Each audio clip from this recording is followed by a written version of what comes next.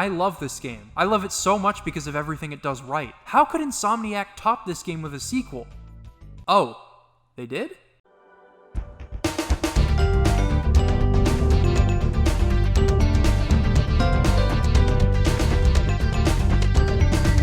In my video on Spyro the Dragon, I discussed the game's awesome approach to making an accessible collectathon. Enemies and levels that accustom you to your abilities, level design that's condensed and makes grabbing everything feel just right, even challenging you when necessary, and progression goals that feel fair and balanced, even if you're somehow not compelled to grab everything. If you want the full scoop, check out my previous video by clicking the card on screen. After finishing that video, I was eager to jump into Spyro 2. It was one of the first video games I ever played, and having replayed it intermittently in the 20 years it's been out, I thought I was in for a great time. Then one morning I checked Reddit and saw this. I ignored it at first, but more and more people came out of the woodwork all over the place talking about Spyro 2 not being all that great. For some reason, I really didn't want to admit to myself that I had a purely nostalgic connection to this game, because while I was playing it again, what they were saying started to ring true. But then, I finished it, and I grabbed every collectible that there was to collect. The result?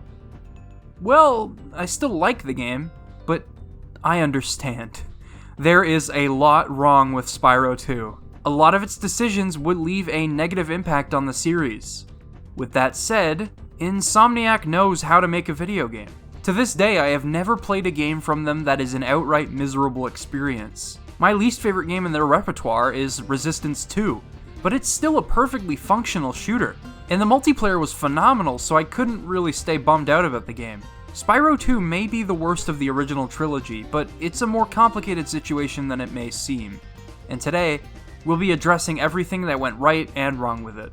I'm Liam Triforce, and this is Spyro 2.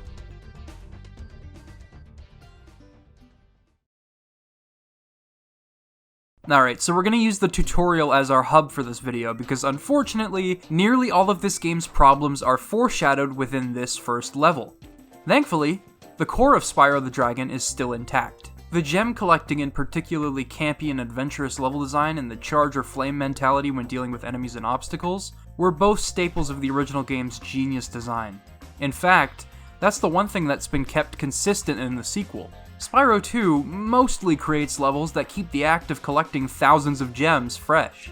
For example, Aquarius Towers takes advantage of Spyro's ability to swim with both vertical and open-ended level design. One objective has you raising the water levels so that you can explore more of the level, and another objective will require your memorization of the layout in order to locate ordered towers and save some baby seahorses. The level Mystic Marsh harkens back to the infamous level Treetops thanks to its thieving raccoons. You'll need to cut corners and optimize your movement overall in order to obtain the orb here.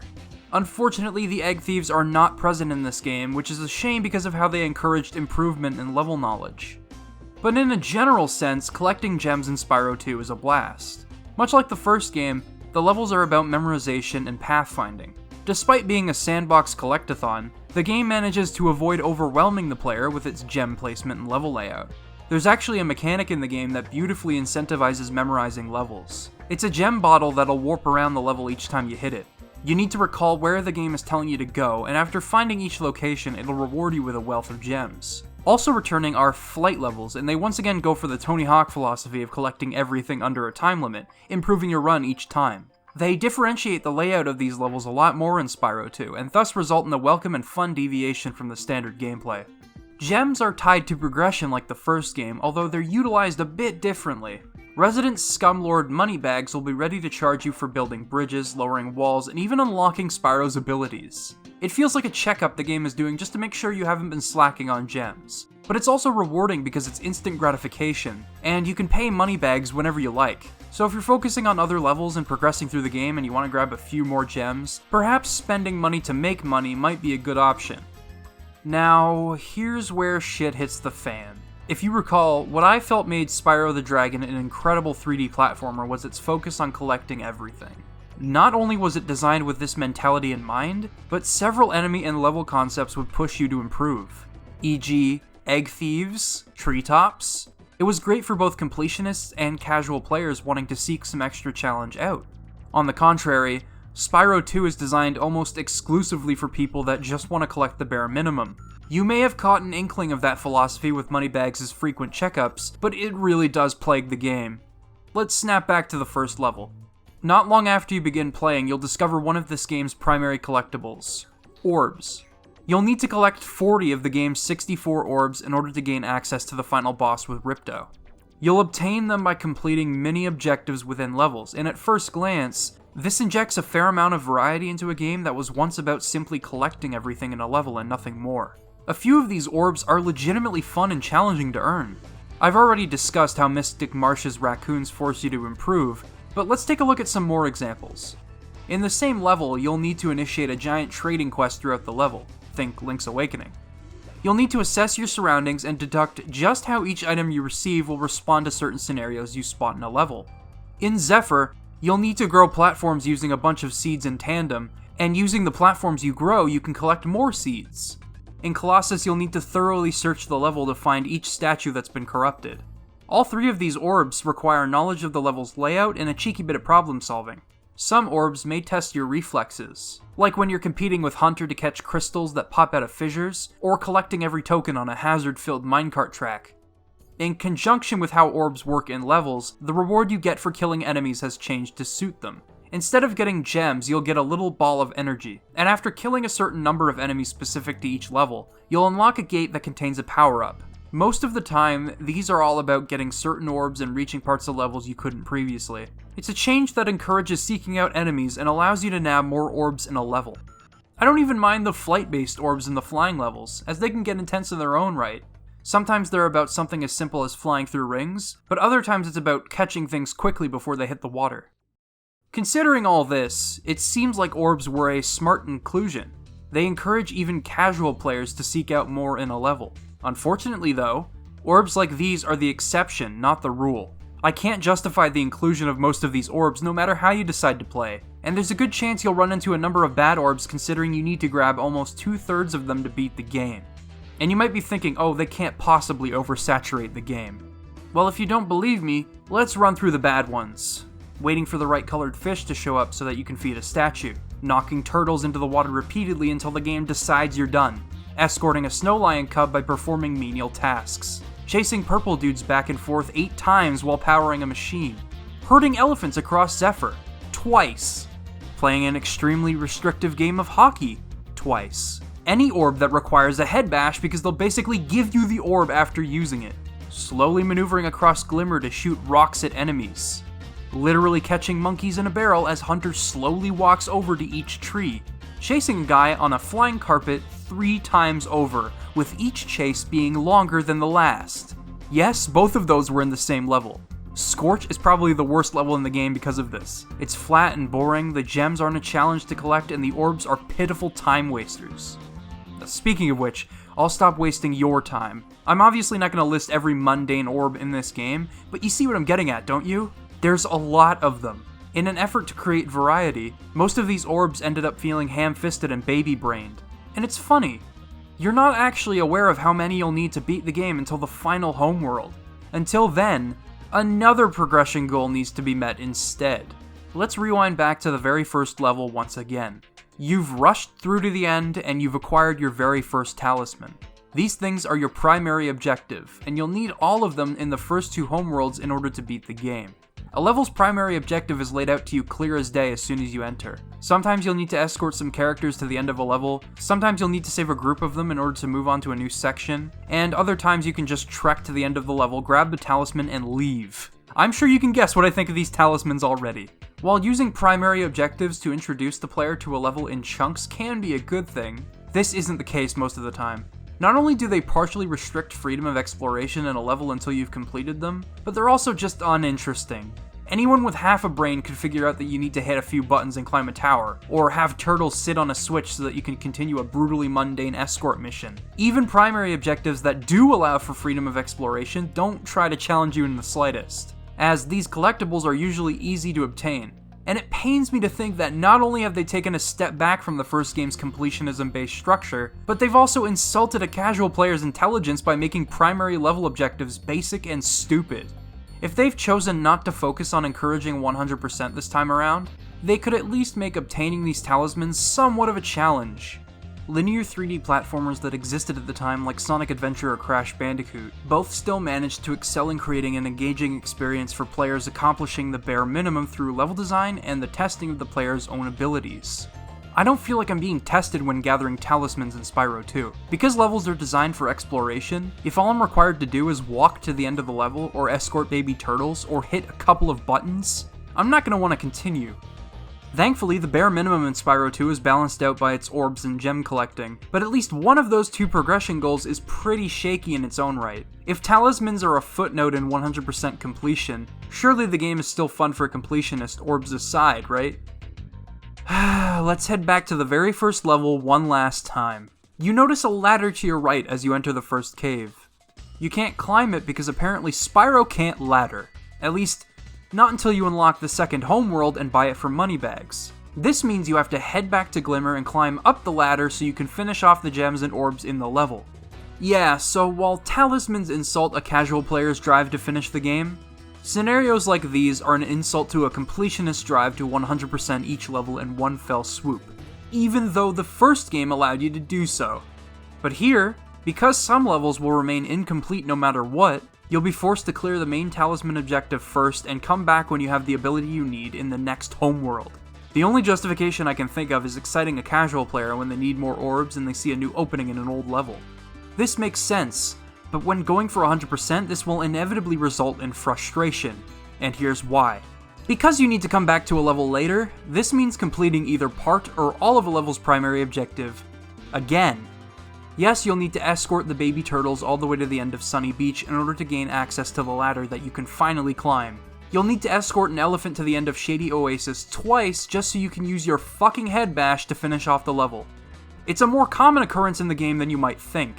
It even happens with an orb in Fracture Hills. Essentially, if you obtain the first Goatman escorting orb before you have the head bash, you'll have to come back later and do it again. When this guy puts himself in danger, you'd better hope you react quickly enough so that you don't have to repeat the process once more. And the most insulting part about this is all you have to do with Hunter is use the head bash to get the second orb. I'm dead serious. So what was the point in having me escort the dude twice? What's the point in giving me a head bash if its only purpose is to break specific containers or something?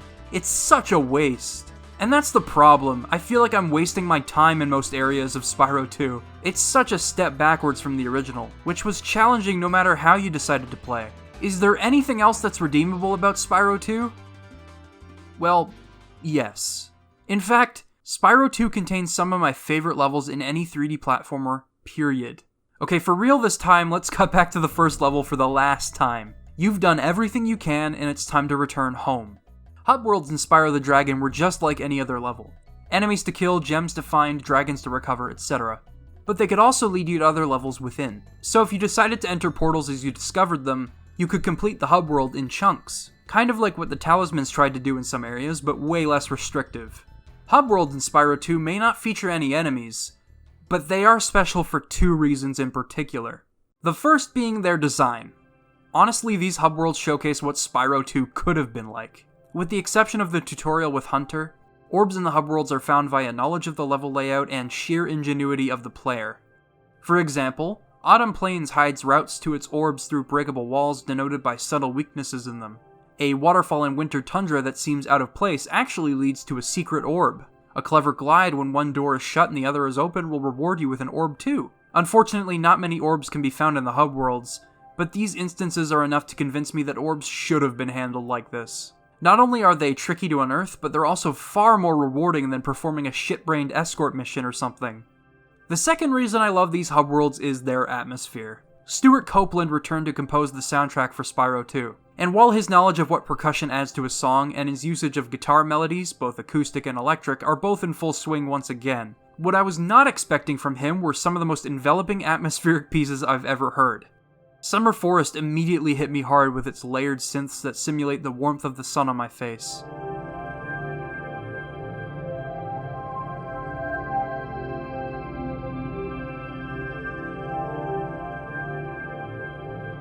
Autumn Plains synths contrast with the previous hub world by falling with the leaves that fall from the trees during this season.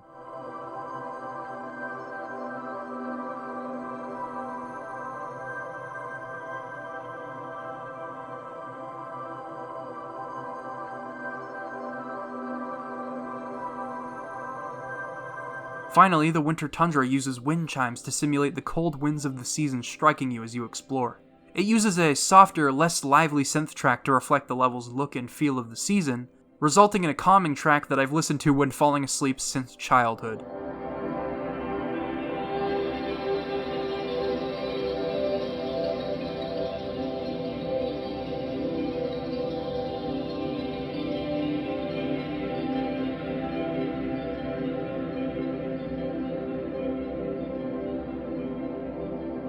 When composing for Spyro, Stuart Copeland first plays through each level to get a feel for its atmosphere. So, when playing through the hub worlds, I have a feeling he accounted for the lack of enemies and the freeform exploration that they allow for, resulting in these beautiful ambient tracks. He's a brilliant composer, and despite not having very much material in the medium of video games, he still accounted for things that are unique to video games specifically.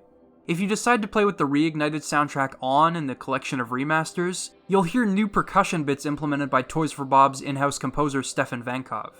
They're welcome additions to the curiosity that the hub worlds invoke. The atmosphere Stuart Copeland's compositions created is not lost, regardless of whether or not they are better or worse here.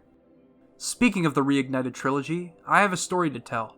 Like I said at the beginning of this video, Spyro 2 was actually one of the first games I ever played, and considering I didn't replay it to the fullest extent over the years, I was perfectly comfortable holding it in high esteem.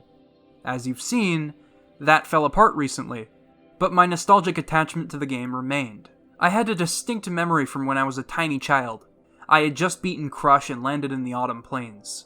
I was so excited to adventure in a new hub world and grab more gems as I explored the season that signaled the coming of my birthday. That remains so vivid to me despite not being remarkable in the face of other games I've played. That's how strong and inviting the atmosphere of these hub worlds are.